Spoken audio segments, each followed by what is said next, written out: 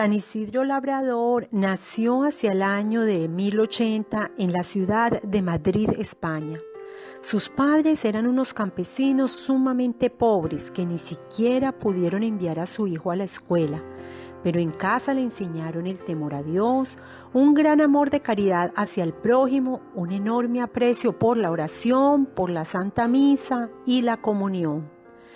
Huérfano y solo en el mundo, cuando llegó a la edad de 10 años, Isidro se empleó como peón de campo ayudando en la agricultura a don Juan de Vargas, un dueño de una finca cerca de Madrid.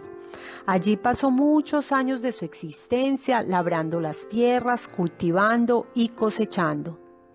Al crecer, San Isidro se enamoró y se casó con una mujer muy religiosa, llamada María Toribia, también conocida como María de la Cabeza. Ella, al igual que Isidro, llegaron a ser dos grandes santos. Isidro se levantaba muy de madrugada y nunca empezaba su día de trabajo sin haber asistido antes a la Santa Misa. Varios de sus compañeros, muy envidiosos, lo acusaron ante el patrón por ausentismo y abandono del trabajo. El señor Vargas fue a observar el campo y notó que sí era cierto que Isidro llegaba una hora más tarde que los otros.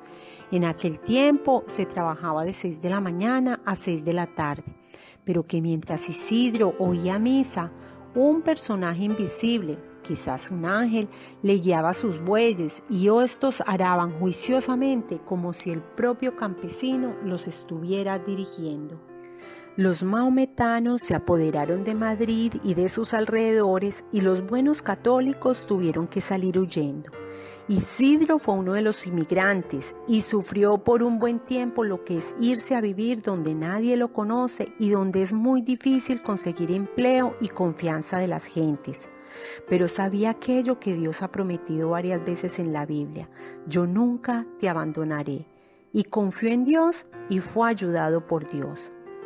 Lo que ganaba como jornalero, Isidro lo distribuía en 3 partes, una para el templo, otra para los pobres y otra para su familia, él, su esposa y su hijito. Y hasta las avecillas tenían sus apartados. En pleno invierno, cuando el suelo se cubría de nieve, Isidro esparcía granos de trigo por el camino para que las avecillas tuvieran con qué alimentarse. Un día lo invitaron a un gran almuerzo. Él se llevó a varios mendigos a que almorzaran también. El invitador le dijo disgustado que solamente le podía dar almuerzo a él y no a los otros. Isidro repartió su almuerzo entre los mendigos y alcanzó para todos y sobró. Los domingos los distribuía así: un buen rato en el templo rezando, asistiendo a misa y escuchando la palabra de Dios. Otro buen rato visitando pobres y enfermos y por la tarde saliendo a pasear por los campos con su esposa y su hijito. Pero un día, mientras ellos corrían por el campo, dejaron al niño junto a un profundo pozo de sacar agua y en un movimiento brusco del chiquitín, la canasta donde estaba dio vuelta y cayó dentro del hoyo. Alcanzaron a ver esto los 2 esposos y corrieron junto al pozo, pero este era muy profundo y no había cómo rescatar al hijo. Entonces se arrodillaron a rezar con toda fe y las aguas de aquel aljibe fueron subiendo y apareció la canasta con el niño y a este no le había sucedido ningún mal. No se cansaron nunca de dar gracias a Dios por tan admirable prodigio. Volvió después a Madrid y se alquiló como obrero en una finca, pero los otros peones, llenos de envidia, lo acusaron ante el dueño de que trabajaba menos que los demás por dedicarse a rezar y a ir al templo. El dueño le puso entonces como tarea a cada obrero cultivar una parcela de tierra, y la de Isidro produjo el doble que las de los demás, porque nuestro Señor le recompensaba su piedad y su generosidad. En el año 1130, sintiendo que iba a morir, hizo humilde confesión de sus pecados y recomendando a sus familiares y amigos que tuvieran mucho amor a Dios y mucha caridad con el prójimo, murió santamente. A los 43 años de haber sido sepultado en el año de 1163, sacaron del sepulcro su cadáver y estaba incorrupto, como si estuviera recién muerto. Las gentes consideraron esto como un milagro. Poco después, el rey Felipe III se hallaba gravísimamente enfermo y los médicos dijeron que se moriría de aquella enfermedad.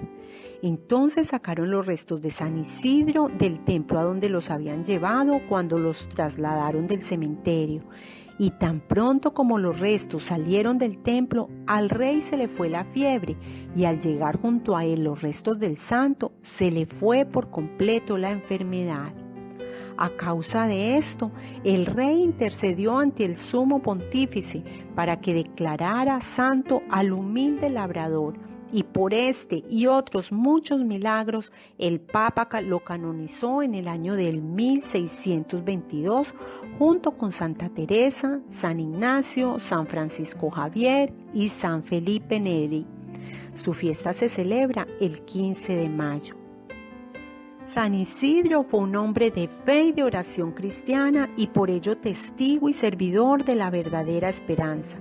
Su vida está marcada en sus más sencillos y humildes detalles por un amor a Dios y al prójimo, heroicamente ejercido como un estilo habitual de la vida de un cristiano, entregado a la alabanza a Dios y al bien de todos, de su familia, de sus vecinos, de sus compañeros, del amo y de los pobres que hallaban en su casa una olla siempre llena, a veces milagrosamente llena, y una fraterna acogida. Pidamos, hermanos, a San Isidro su intercesión para mantenernos humildes, puros y castos en pensamientos, obras y acciones, que nos ayude a trabajar fervientemente por la fe y que siempre podamos ser generosos con los más necesitados.